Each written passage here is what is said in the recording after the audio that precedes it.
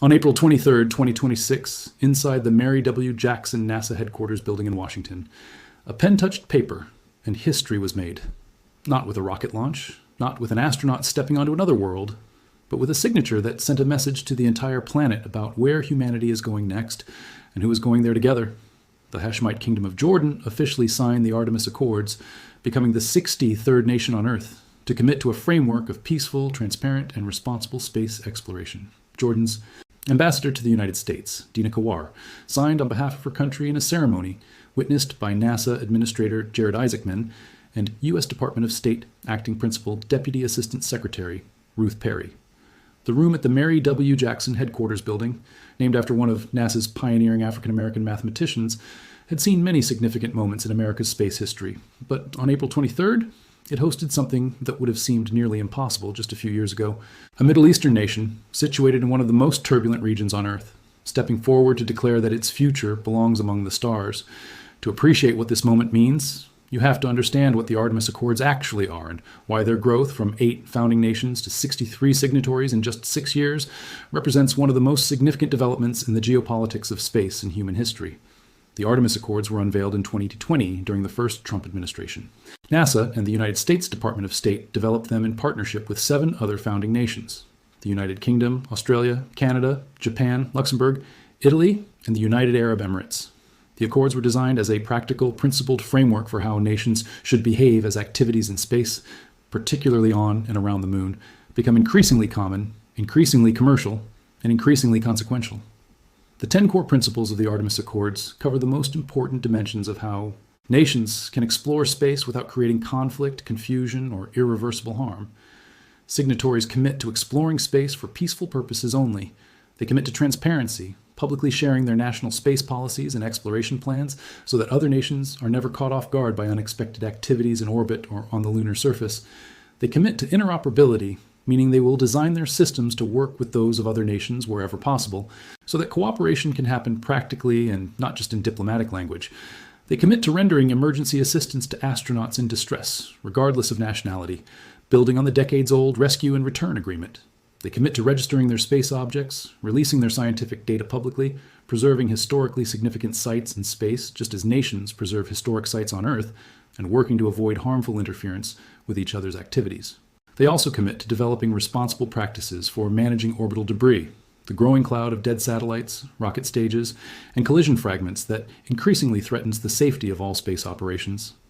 These are not abstract commitments. They are practical behavioral standards that create a common language for spacefaring nations to operate alongside each other with predictability and trust. Mike Gold, who was NASA's Associate Administrator for Space Policy and Partnerships when the Accords were created and is now president of Redwire Space, told journalists at the ceremony that NASA's pivot to the lunar surface and its goal of ramping up surface missions to 1 per month would create unparalleled opportunities for Accord signatories to contribute payloads, instruments, and science that can travel to the moon. He added that via NASA's renewed focus on Accord signatories becoming part of the Artemis program,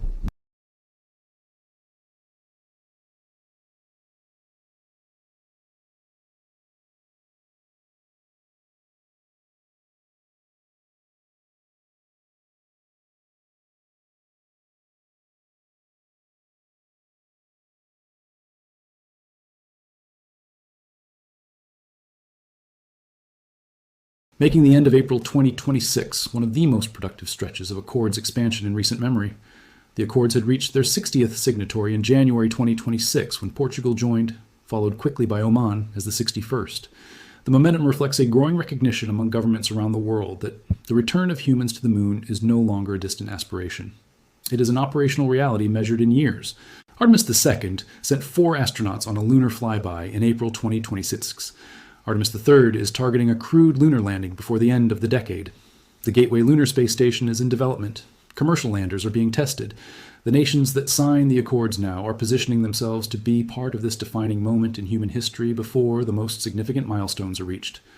Jordan's relationship with space is newer than some of its neighbors, but it is genuine and it is growing.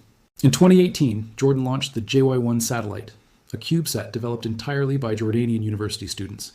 It was launched aboard a SpaceX Falcon 9 rocket from Vandenberg Space Force Base in California and successfully transmitted images and audio from orbit.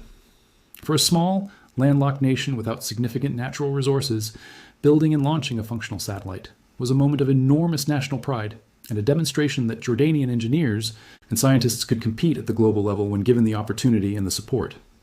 More recently, Jordan's interest in space has expanded beyond satellites into human spaceflight research.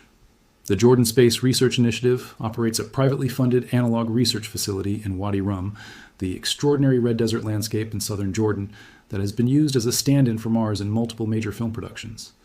The facility is not a tourist attraction. It is a working research base where scientists and astronaut candidates conduct petromissions, named after Jordan's ancient rose-red city carved into rock, to study how humans perform physically and psychologically in an isolated Mars-like environment.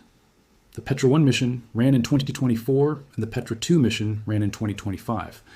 The data from these missions contributes to the global scientific effort to prepare for eventual crewed missions to Mars. Ambassador Kawar acknowledged the symbolism at the signing ceremony, noting that visitors and filmmakers from around the world have long said that Wadi Rum looks like Mars on Earth. Ambassador Kawar's statement at the signing captured both the ambition and the humility of a nation at the beginning of its space journey. She said the signing is part of Jordan's efforts to turn itself into a regional and global hub in science and technology. She called it a wonderful day and the start of wonderful cooperation. She said she hopes NASA officials will visit Jordan to see the country's enthusiasm for science and space, particularly among its young population. She said Jordan has a dynamic youth full of aspiring engineers, and she wants the world to see what that generation is capable of when given the opportunity. NASA Administrator Jared Isaacman matched that ambition with recognition. He said Jordan is moving fast and building a strong reputation in the greater space community. He said Jordan joined at a pivotal moment as the Accords principles are being put into practice with humanity's return to the moon. He welcomed Jordan by saying its commitment aligns with the vision that nations should explore space openly, responsibly, and as allies. Ruth Perry of the State Department added urgency to the message, saying there is no time to lose, and that the work of building the coalition of spacefaring nations committed to these principles must continue without interruption. With Jordan's signature, the Artemis Accords now cover every permanently inhabited continent on Earth. Jordan becomes the sixth Middle Eastern nation to sign, joining the UAE, Bahrain, Saudi Arabia, Oman, and Israel. The presence of multiple Middle Eastern nations in a single cooperative space framework is itself a remarkable diplomatic achievement in a region where political relationships between neighbors are often deeply complicated. Space, it turns out, is one of the few arenas where nations that would never sit together at a conventional diplomatic table can commit to common principles and common goals without the weight of historical grievances derailing the conversation. The geopolitical dimension of the Accords' growth cannot be separated from the broader competition between the American-led model of space governance and the Chinese-Russian alternative. To understand what joining the Accords actually means in practical terms for a country like Jordan, it helps to look at what the United States is now offering signatories beyond the symbolic act of signing. NASA announced in March 2026 a major expansion of the Artemis program's surface operations, with a stated goal of conducting lunar surface missions at a pace of roughly one per month in the coming years. That ambition, if realized, would create an extraordinary volume of opportunities for Accords signatory nations to fly payloads, instruments, and experiments to the surface of the moon on commercial landers operating under NASA contracts. Countries that have signed the Accords are being given preferential access to these opportunities. Countries that have not signed are not. The framework is becoming a gateway, not just a statement. Sign the Accords and your universities, your research institutions, and your space agencies gain the ability to send their work to the moon without having to build their own lunar lander. That is an offer that smaller spacefaring nations are finding increasingly difficult to pass up. Jordan's proximity to and diplomatic relationships with several other Arab and Middle Eastern nations that are watching its space ambitions closely adds another dimension to what this signing means for the region. The UAE, which signed the Accords among the original 8 founding nations in 2020, has gone on to launch the Hope orbiter to Mars and to train Emirati astronauts who have flown to the International Space Station and are preparing for further missions. Bahrain, Saudi Arabia, and Oman have all signed in subsequent years. Jordan's signing creates a growing cluster of Middle Eastern nations aligned with the American-led space exploration framework, a cluster that is visible and meaningful to governments across the region who have not yet decided which direction they want their own space programs to grow in. Every nation that joins the Artemis Accords from the Middle East makes it a little easier and a little more natural for the next one to follow. The broader story of the Artemis program itself provides the backdrop against which Jordan's signing becomes fully meaningful. Artemis. I flew in November 2022. Sending an uncrewed Orion spacecraft on a 25 day journey around the moon and back to validate the space launch system and the capsule before putting astronauts aboard. Artemis II launched in April 2026 with 4 astronauts aboard, making humanity's first crewed lunar flyby since Apollo 17 in 1972. 4 people traveled farther from Earth than any humans had gone in more than 50 years. Circled the moon, photographed it from distances and angles never seen in the Apollo era, and returned safely to Earth. The images they captured from their windows showed the lunar surface in detail that moved scientists and non-scientists alike. The program is real. The momentum is real. And the nations signing the Artemis Accords in 2026 are not signing a document about a distant future. They are joining a program that is actively flying astronauts to the vicinity of the moon right now. The geopolitical dimension of the Accords' growth cannot be separated from the broader competition between the American-led model of space governance and the Chinese-Russian alternative. China and Russia have not signed the Artemis Accords.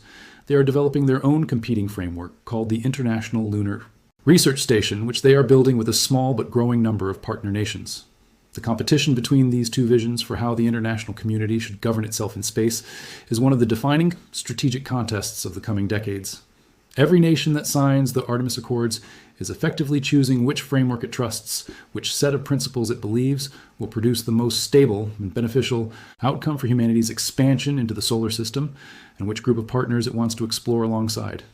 Jordan's choice was clear, and the significance of that choice extends well beyond the specific contributions Jordan can make to NASA programs in the near term. It sends a message from the heart of the Middle East to the entire region and the world that the framework built around transparency, peaceful exploration, shared scientific data, and collective responsibility for the space environment is the framework that Jordan intends to build its future in space around. Mike Gold, speaking after the ceremony, articulated what the Accords mean in terms that go beyond diplomatic protocol. He said, "Space exploration represents the ultimate expression of optimism for the future."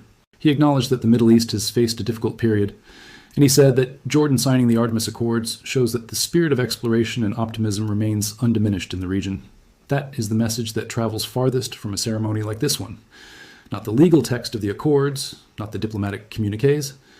The image of an ambassador standing in NASA headquarters in Washington, holding a pen and saying with that single act that her country believes in a future among the stars and intends to be part of building it.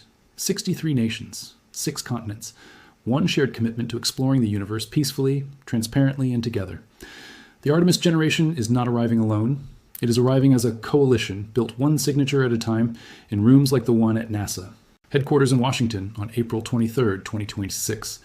And on that day, Jordan made certain it would be present and counted when the rest of humanity finally goes back to the moon and writes the next chapter of what our species is capable of.